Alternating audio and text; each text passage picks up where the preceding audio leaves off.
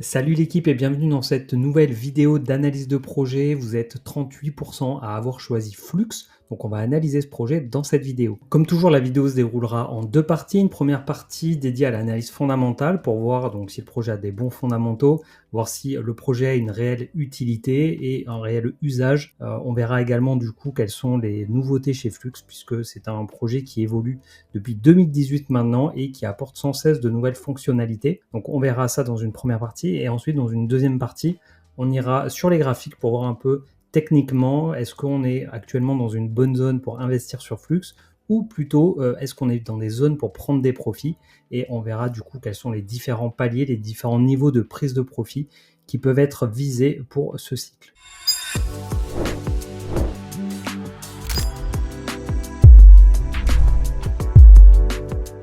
Bienvenue sur La Crypto by Joe, je m'appelle Jonathan, j'investis dans les cryptos depuis 2017 et maintenant depuis un petit peu plus d'un an, j'ai lancé cette chaîne YouTube où nous sommes désormais plus de 3000. Donc déjà, merci beaucoup d'être là. Si vous découvrez cette chaîne via cette vidéo, je vous invite à aller faire un petit tour pour voir les différentes vidéos qui peuvent être proposées sur cette chaîne. Et si vous pensez qu'elle peut être utile dans le cadre de vos investissements crypto, je vous invite tout simplement à vous abonner et activer la cloche pour ne pas louper les notifications des prochaines vidéos. Pour ceux qui débutent, j'ai mis à votre disposition un guide gratuit pour vous transmettre, pour vous donner ce qui sont pour moi toutes les bases nécessaires pour pouvoir démarrer sereinement dans l'investissement crypto. Avant de rentrer dans le vif du sujet, je dois vous rappeler que je ne suis pas conseiller financier. Cette vidéo ne constitue en aucun cas un conseil en investissement.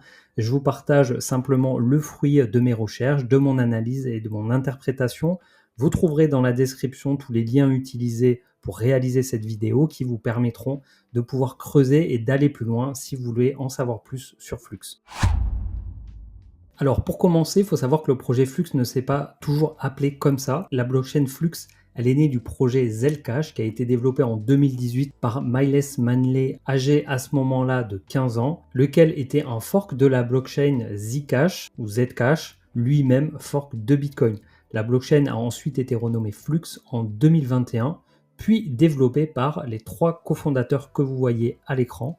Donc Daniel Keller, qui est un entrepreneur dans l'informatique et dans les technologies appliquées à la santé et aux projets caritatifs depuis plus de 25 ans. Et donc, il est également maintenant cofondateur et PDG de l'entreprise Influx Technology Limited. Thaddeus Mentnak est d'abord spécialiste en physique et depuis plus de 10 ans dans le développement de blockchain afin d'offrir davantage de liberté aux utilisateurs. Et enfin, Parker Honeyman qui est spécialisé dans les startups qui développent du matériel médical avant de se consacrer à la blockchain et aux mécanismes de consensus. Au total, l'équipe est composée d'une quarantaine de personnes qui travaillent au sein de l'entreprise Influx Technology Limited, fondée en 2018 au Royaume-Uni. Ici, on est sur le site de Flux, ça permet un peu d'avoir une overview sur son organisation, et encore qu'il manque donc les derniers services qui ont été mis en place et qui sont en train d'être déployés chez Flux, à savoir Flux Edge et Flux AI, mais ça, on reviendra dessus tout à l'heure. Ce qui est intéressant ici, c'est de noter que Flux en fait est interopérable, donc ils ont des partenariats avec toutes ces blockchains-là et ils permettent du coup de déployer les applications créées sur Flux sur l'ensemble de ces blockchains. C'est le principe de l'interopérabilité. Ils disposent de leur propre portefeuille, donc le Zelcore. Ils ont développé également ZelID pour la connexion aux applications. Le projet, on le verra tout à l'heure, se développe un peu partout dans le monde. Donc ils ont FluxNode qui est un peu la base, on va le voir tout de suite après, du réseau Flux. Flux Cloud pour toute la partie hébergement et StackingNode pour la partie stacking. FluxNode sert de fondation pour l'écosystème Flux en fournissant l'infrastructure décentralisée pour héberger et exécuter les applications Web3 ainsi que de services de cloud décentralisés et de tout ce qui est application. Les FluxNodes sont au fondement de Flux Cloud, donc le cloud décentralisé de la blockchain Flux, dont les milliers de nœuds sont distribués dans le monde entier. On verra tout à l'heure un peu la répartition. On est sur un consensus hybride, 50% preuve de travail et on a 50% de preuve d'enjeu. Au niveau de la preuve de travail de Flux, il faut savoir que là, la particularité d'être utile, c'est ce qu'on appelle une Proof of Useful Work. Ça signifie que son mécanisme de consensus consiste à effectuer des tâches réellement nécessaires au-delà de la simple validation des transactions et du minage des cryptos, comme c'est le cas de la preuve de travail de Bitcoin. Et en fait, la puissance de calcul utilisée par les mineurs de la blockchain Flux est utilisé à la fois pour valider les transactions des utilisateurs, ce qui est quand même le but initial de la preuve de travail, mais également pour accomplir des tâches informatiques de rendu audiovisuel par exemple, ou d'autres opérations liées à l'intelligence artificielle ou au machine learning, comme on parle beaucoup actuellement. Expliqué autrement, Flux met en relation les mineurs qui fournissent de la puissance de calcul avec des particuliers ou des professionnels qui en ont besoin, évitant ainsi le gaspillage de ressources inutilisées. Et avec le développement actuel de l'intelligence artificielle, ça rend cette blockchain du coup très intéressante en termes d'émissions de carbone par rapport à d'autres projets crypto. Et avec l'essor de l'intelligence artificielle et ce besoin en ressources, en puissance de calcul, ça rend Flux très attractif par rapport à d'autres acteurs, qu'ils soient centralisés comme AWS, Microsoft Azure ou Amazon Cloud, et également d'autres concurrents du Web3. Et ensuite pour la partie preuve d'enjeu, donc il y a 3 niveaux, Stratus, Nimbus et Cumulus, donc qui correspondent à des niveaux de stacking différents. Pour monter un nœud Cumulus, donc il faut 1000 flux. Pour monter un nœud Nimbus, il en faut 12 500. Et pour monter un nœud Stratus, il en faut 14 000. Et ensuite, on a les nœuds Titan. Donc ça, c'est pour ceux qui le font via le stacking, donc sans créer de nœud directement. C'est ainsi donc que Flux associe à la fois la preuve de travail utile avec la preuve d'enjeu. Flux Cloud est proposé par FluxOS. Alors FluxOS, c'est le système d'exploitation décentralisé qui fonctionne sur les nœuds pour gérer les ressources et coordonner les services, ce qui fait de Flux un système vraiment complet, autonome, indépendant et décentralisé. Flux Cloud, c'est l'infrastructure qui permet de proposer tout un tas de services comme la création d'applications, la création de sites internet, la possibilité de stocker des données ou des sites ou des informations, enfin tout ce qui peut être stocké en ligne. Également une marketplace et donc ici d'avoir un monitoring de l'ensemble des applications. Afin de s'adresser à un maximum de personnes et de ne pas être fermé sur l'écosystème Web3, Flux permet de se connecter avec par exemple un identifiant Google. Alors il y a évidemment la possibilité de se connecter avec un wallet, mais donc c'est possible avec Gmail, avec Apple ID. Au niveau du paiement, on peut bien évidemment payer en Flux, mais on peut aussi payer en monnaie fiduciaire, que ce soit via Stripe ou PayPal. Il y a un avantage à payer avec la crypto Flux, et pour valoriser leurs jetons, ils ont mis un système de buyback. L'idée avec ces paiements en monnaie fiduciaire, c'est tout simplement de racheter des Flux qui sont ensuite, on verra tout à l'heure dans la tokenomics, distribués à ceux qui font de la preuve de travail et à ceux qui font de la preuve d'enjeu selon un pourcentage déjà défini. Ensuite, dans les autres services, on retrouve Flux Edge, qui est la marketplace de puissance de calcul. C'est une marketplace qui va mettre en relation les acheteurs à la recherche de puissance de calcul pour des cas d'usage toujours les mêmes, intelligence artificielle, rendering, gaming ou d'autres, avec les vendeurs qui mettent à disposition leur puissance de calcul inutilisée. Ici, on a des informations liées aux métriques de Flux Edge au niveau de son réseau. Donc, le nombre de GPU a dépassé les 10 000. On a également ici la capacité de stockage, la RAM, les corps.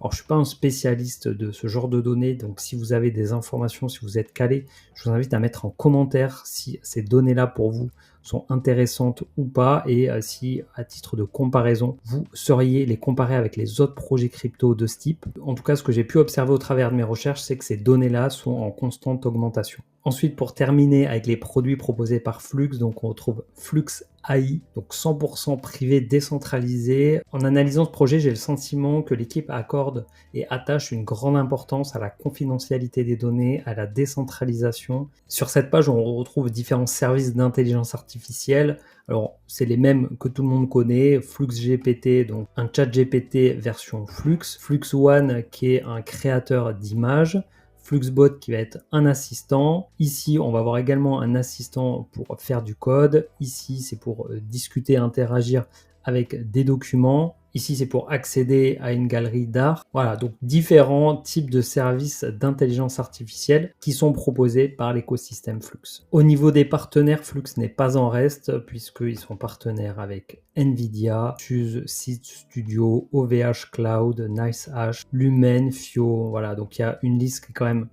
pas négligeable de partenaires. Pour finir cette partie fondamentale, on va parler un peu de la tokenomics et du jeton Flux, donc qui est un jeton utilitaire utilitaire pour la blockchain Flux. Il permet de participer à la sécurisation du réseau et d'être rémunéré en retour, et il permet également aux utilisateurs d'exécuter des transactions sur la blockchain, et il permet également de payer les différents services du réseau. Flux est considéré comme un fair launch, ce qui signifie qu'il n'y a pas eu de prévente, d'allocation privée ou de préminage de jetons avant un lancement public du réseau. Au lancement de la blockchain Flux, les récompenses étaient de 150 Flux par bloc validé, divisé en deux, puisque 75 étaient distribués aux mineurs et 75 aux nœuds du réseau, puisque, comme on l'a vu tout à l'heure, il y en avait la moitié, 75 pour la preuve de travail, et les 75 autres pour la preuve d'enjeu. On n'est pas exactement sur un 50-50, puisqu'il y a quelques pourcentages qui vont être redistribués à l'opérationnel, à la fondation et à la liquidité sur les échanges. Et comme on l'a vu sur ce graphique ici, au niveau de la répartition des 50%, il y en a 7,5 pour les Cumulus, 12,5 pour les Nimbus et 30% pour les Stratus. Donc plus on a de jetons verrouillés dans un nœud, plus on obtient une part significative des récompenses. Donc, au niveau de la circulation, donc l'offre maximale elle est de 440 millions et il y en a 377 millions qui sont en circulation, ce qui représente 86%, et il y en a 29% qui actuellement sont bloqués. Donc en stacking, actuellement les récompenses par bloc sont de 37,5 flux. Il y a un bloc qui est validé toutes les 2 minutes et le halving se fait une fois tous les 2 ans et demi. Pour résumer, on a un écosystème que je trouve extrêmement complet, que je trouve également en évolution. C'est un projet qui s'est fortement développé sur ces dernières années, couvrant des narratifs qui sont d'actualité sur ce cycle comme la dépine et l'intelligence artificielle. C'est un projet qui dispose d'une équipe connue, qui semble quand même assez bien staffée. C'est un projet qui est bien implanté au niveau mondial, puisqu'on voit ici donc l'ensemble des nœuds du réseau. Ici, on a les fournisseurs, ici, on a les pays. Donc, une décentralisation qui est quand même plutôt bonne. On a une tokenomics qui est plutôt bonne. Maintenant, le point que j'ai un peu du mal à juger, à évaluer, c'est son adoption vis-à-vis de ses concurrents, qu'ils soient Web 2 ou Web 3. Mais je vous propose maintenant de passer à l'analyse technique pour voir si nous sommes dans un bon moment pour investir dessus et quelles sont les différentes zones de profit qu'on va pouvoir viser sur ce cycle. On se retrouve ici sur le graphique de Flux sur le site de CoinGecko. Comme je vous le disais, donc Flux-Zcash, le tickers à l'époque était Zel. Voilà, juste pour l'historique du jeton Flux qui a été rebrandé, donc on l'a vu en 2021, donc ça date un peu maintenant, avant de connaître donc son ascension fulgurante de fin 2021, début 2022. Un ATH du coup qui a un peu différé par rapport à la plupart des autres cryptos sur le cycle précédent où l'ATH était soit sur le printemps avril-mai, soit sur la fin d'année, mais plutôt quand même en novembre. Et donc on a un jeton, on a un historique qui remonte à 2018. En juillet 2018 pour être précis, avec un jeton autour des 2 centimes, et je voulais revenir d'abord sur CoinGecko avant d'aller sur TradingView, puisque on a un système d'émission de jetons et de récompenses avec le Proof of Useful Work comme on l'a vu, et un système également de stacking. Donc je voulais comparer en fait le ratio qu'on a entre le cours actuel et l'ATH et la capitalisation boursière, puisqu'on a été donc sur une émission de jetons qui est de plus en plus faible, puisqu'il y a des halvings tous les 2 ans et demi. Donc actuellement on a une capitalisation boursière de on va dire 250 millions de dollars avec un ATH qui a été autour des 700 millions. Donc on a un ratio de 2,8. Donc ça voudrait dire qu'il faudrait un petit peu moins d'un x3 pour atteindre l'ancien ATH. Alors qu'au niveau du cours, on a eu un ATH un petit peu au-dessus des 3 dollars et actuellement donc on est à 64 centimes. Et donc là, on a un ratio d'environ 4,5. Donc on est un petit peu moins du double, donc c'est pas non plus énorme, mais voilà, faut quand même l'avoir en tête, notamment lorsqu'on utilise, comme je peux le faire, les extensions de Fibonacci. Savoir qu'il y a une dilution des jetons, ça a forcément un impact sur la projection des potentiels niveaux de cible de profit, puisque quand on projette un retour à l'ATH du prix, c'est important de voir si ça correspond bien également à un ATH de la market cap. Donc là, on est sur TradingView, on est en semaine, on a moins d'historique. Là, on est sur KuCoin. J'ai essayé avec d'autres plateformes, mais il n'y a pas avant avril 2021. Donc, on va faire à partir d'avril 2021. Donc, on a eu l'ATH, comme on disait, début janvier 2022, un peu au-dessus des 3 $. Et actuellement, on est autour des 64 centimes. Ce qu'on peut observer, c'est qu'après un marché baissier qui a duré plusieurs années, on est actuellement plutôt dans une reprise avec une tendance où on repart à la hausse. On a eu ici un point haut plus haut que le précédent et un point bas plus bas que le précédent. On pourrait se mettre peut-être en mensuel pour que ce soit un petit peu plus visible. Donc voilà, ici on a un point haut plus haut et un point bas plus haut. Donc ça donne une idée de la tendance. Bien évidemment, c'est pas suffisant. Je vais me remettre en semaine. Si donc on regarde les retracements de Fibonacci pour voir un peu si on se situe dans une zone de rechargement long terme, on va prendre le point bas et ici le point haut. Donc on dit qu'on rentre dans une zone de rechargement long terme quand on est en dessous des 0,618, donc en dessous des 1,3 $. Et une excellente zone de rechargement, ce serait celle en dessous des 0,786. Donc là, actuellement, on est en plein dedans. Donc on est plutôt dans une bonne zone pour recharger. Si on considère bien évidemment que le projet a des bons fondamentaux, qu'on a des convictions sur ce projet et qu'on pense qu'il peut s'apprécier durant ce cycle, voire plus, voilà. D'un point de vue Fibonacci, ça peut être intéressant de se positionner. Ce qu'on peut observer également, c'est ici, on aurait un triangle de compression. Hop, si on se rapproche. Voilà, donc on pourrait voir ici un triangle de compression avec un prix qui potentiellement continuerait d'évoluer avant de casser soit à la hausse, soit à la baisse. Mais si on considère qu'on est plutôt dans une tendance de reprise à ce moment-là, on pourrait penser que ça va plutôt casser à la hausse. Et donc ensuite, pour les extensions de Fibonacci et cibler des niveaux de prise de profit, on a la possibilité ici de prendre l'intégralité du mouvement, point bas, point haut, point bas. Donc on prend le plus bas du cycle précédent, le point haut du cycle précédent et le point bas du dernier cycle. Ou alors prendre plutôt le dernier mouvement en cours, où on va prendre le point bas ici, le point haut plus récent du printemps 2024 et ici le dernier point bas. Voilà, ce qui nous donne des objectifs de prise de profit vraiment très différents. Si on a une vision long terme, on va aller chercher beaucoup plus haut que si on prend uniquement le dernier mouvement.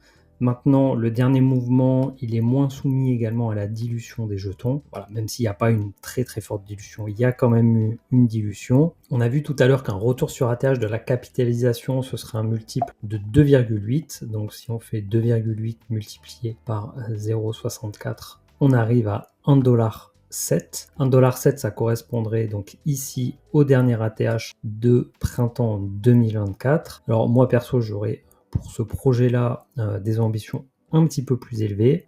Éventuellement, pour les plus prudents, pourquoi pas commencer à prendre un premier TP ici, parce que voilà, ça fait quand même quasiment 1 x 3, mais moi je mettrais bien un petit palier ici au 1,618 qui se rapprocherait du coup de l'ATH autour des 2,6. Ici, on mettrait palier 1 en vendant 20%. Au niveau multiple, on est sur un x4. Alors avant d'aller plus loin, je voulais aller voir dans la catégorie d'épines comparé au leader. Si je fais ici catégorie, je vais aller chercher d'épines. Alors par rapport au projet ici présent dans la catégorie d'épines, ce qui se rapproche de Flux en termes de concurrents, dans les plus haut placés, je dirais que c'est Filecoin et Render qui ont des capitalisations au-dessus des 3 milliards. Comment dire, 4 milliards pour Render. Flux donc se retrouve beaucoup plus bas. Ils sont voilà, ici à 242 millions. On a une capitalisation qui est environ 16 fois supérieure.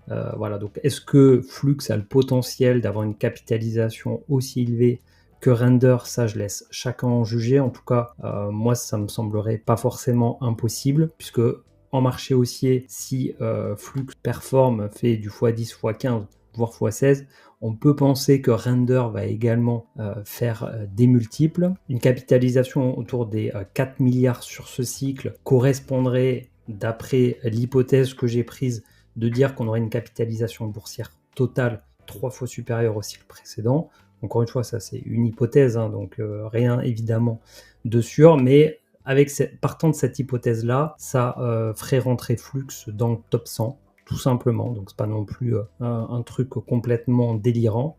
Et donc pourquoi pas aller fixer un top au niveau d'un x15 pour Flux. Et donc Flux sur un x15, ça nous ferait un prix à 9,45, donc potentiellement un peu au-dessus des 2,618, et donc je mettrai le palier 4 ici pour Flux, et ce serait 20%, un peu en mode Moonbag, vraiment très optimiste, vraiment dans un scénario qui serait très favorable.